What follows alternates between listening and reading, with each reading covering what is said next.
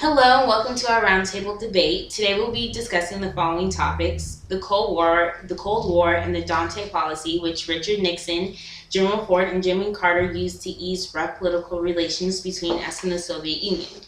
We will also be discussing the 52 Americans who were held hostage in Iran on November 4th. We will also be discussing the current economic crisis. We will also be discussing the grain embargo and our involvement in that. Here to discuss the following topics, we have our Democratic representatives and our Republican representatives. And we'll start with our Democratic representatives on how do you guys feel about the détente policy? Well, this policy we feel could be very beneficial to our government and staying connected to other countries and hearing everyone's word out and trying to find a common boundary or common place where we can both come to an agreement. So.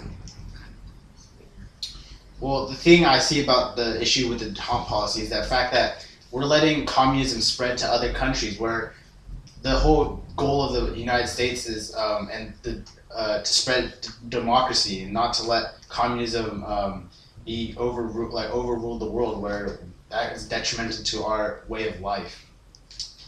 Well, while the détente policy is easing of the strained relations, it is not a fix or it's not a removing of the hostility between the countries. It's a period of improved relations between the major powers of the Cold War, leading to less direct hostility and more communication. Well, so far we've seen things that where the Soviet Union has been able to spread their communism. So I don't know how that would happen, how we're improving our relations if we spread if they've been able to spread their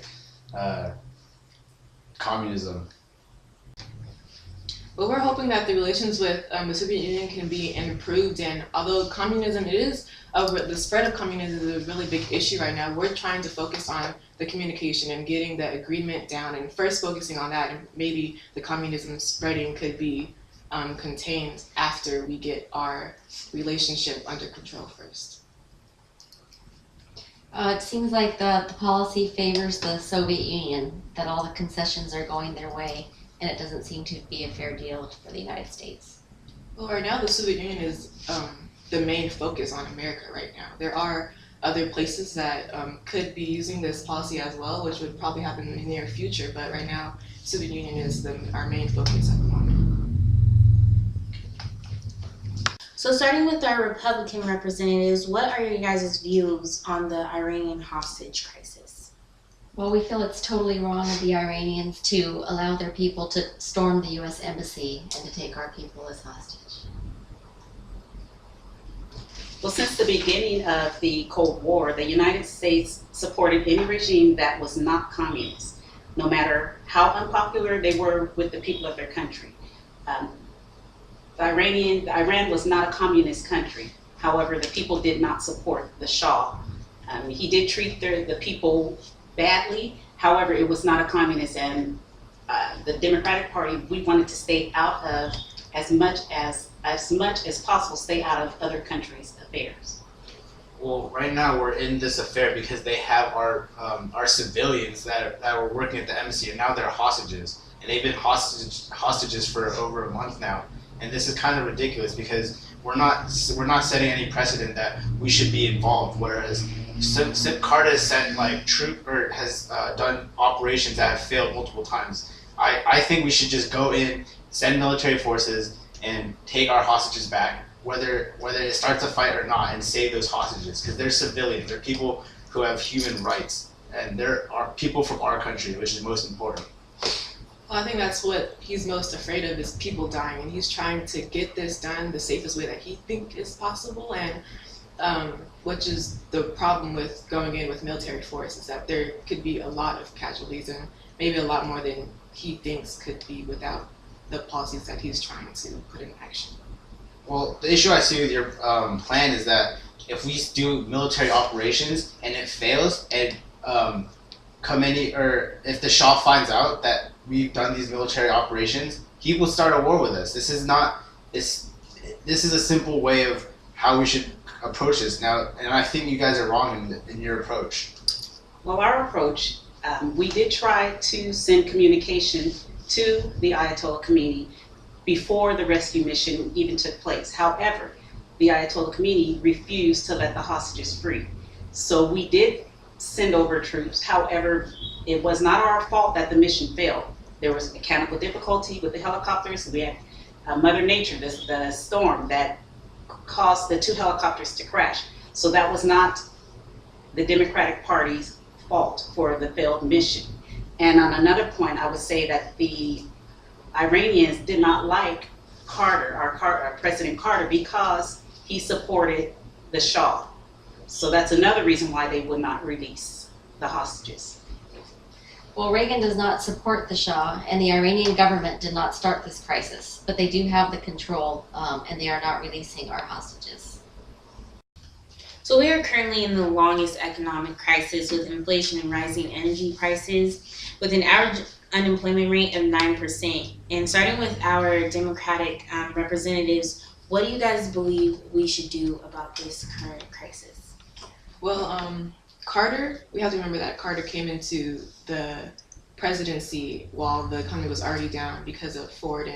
And in a recent debate, he argued that his proposal was a very carefully considered to stimulate jobs, to improve the industrial complex for this country, to create tools for American workers, and at the same time, it would be anti-inflationary in nature. And so doing this, he would have maybe around 9 million new jobs to control that inflation, and also having a plan for the future for like some type of energy policy for our country. We want to lower taxes, because by lowering taxes, we will be able to create more jobs, and the unemployment rate will go down in effect. And this will allow private investors to come in and invest, and will help lift us out of our recession. As previously stated, while Carter cannot be blamed for the double-digit inflation that peaked on his watch, inflation began growing in 1965. And to battle this inflation, Carter plans to appoint Paul Volcker, who is the chairman of the Federal Reserve Board. And his plan is to start an intentional recession in order that interest rates could be cut, and then this will flood the economy with money, hopefully fueling an expansion that will last many years to come. Well, you said that Carter's not to blame, but he hasn't had any specific plans or his plans have not been successful through his presidency. Now, Reagan, through his governorship, has proven that while California has had its crisis as well, that we've cut national average spending and inflation in California. Now, this is like a proven plan. All your plans are hypothetical. So how do we plan to have that work while we have our plan that has worked, which will work for our country? Well, again, you have to remember that California is one state, and the president is responsible for 50 other states, which is a really tough job. And although his policies may not work, you learn from lessons, and this is definitely a lesson learned for Carter. And I think his next plan will definitely work in the future.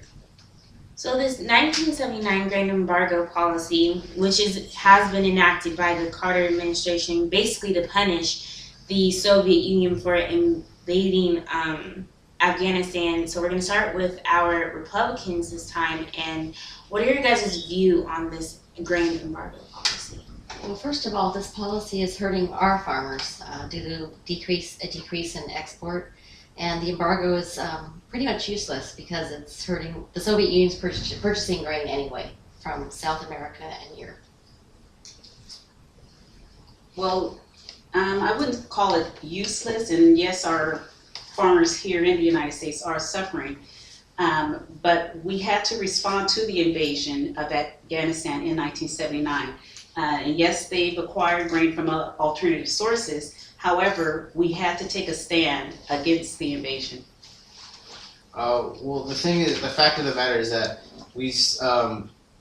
our contract canceled 17 million metric tons of just U.S. corn, wheat, and soybeans, and Carter has undermined the effectiveness of this embargo by himself. And it's also allowed that another 8 million metric tons of U.S. grain has gone, and he let this go to the Soviet Union anyway. So how has this grain embargo been effective if he still allows grain to be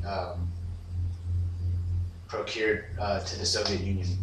Well, we did feel obligated to give the Soviet Union their grain because it was under agreement, and we're just staying true to our word. But this whole thing is about taking a stand against what they did and punishing them for what they did, and kind of letting them know that they can't just do things without consequences. Well, the fact is that the flip flop on the promise to embargo this grain on the grain embargo is stemming from the realization that we all feel that the regime in Moscow is vulnerable and that we're actually more powerful in this situation, but we haven't taken advantage of our power just through a simple measly grain embargo that's not only hurting our country but useless. So this concludes our roundtable debate. Thank you, Democrats. Thank you, Republicans. Good night. So with our current involvement in Lebanon following the worst fighting of the 1975 Civil War, the United States has become politically involved in seeking to bolster the presidency of Amin Gemayel and broker a treaty between Lebanon and Israel. So starting with our Democratic representatives, how do you guys feel about our involvement in Lebanon? Well, first, we're there because we're trying to relieve the suffering in Lebanon. We're trying to strengthen the government against rebellious factors, to support the Lebanese president against other political military leaders, to broker a deal among the foreign powers active in Lebanon, to convene a conference of the Lebanon factors, and lastly, to foster a new charter, which is referring to the reappointment of political power to reflect against the demographic changes in the religious balance. And by doing this, we would just be staying in our political influence. We don't want to go any further than that, just to stay with our detente policy. Well, we need to send our troops in. We need to send peacekeeping troops in so that we can become more involved and start implementing negotiations. However, we shouldn't fuel the already existing conflict. We believe in the rule of law in international affairs and in principle of self-determination for all people. We want the United States to take the lead in promoting universal human rights. And we believe that American power should be exercised sparingly and that the United States should avoid military interventions as much as possible. Well, the only issue with that is that there is already a big militaristic influence in this region of the world, and we need to provide our great military influence and to end this, because anyone that sees that the United States comes into this militaristic influence, they will end their civil war just because we have a presence there. Right now, we only have a weak political presence, and no one's really willing to listen because they already have their arms and we have nothing there. And that's all I have to say.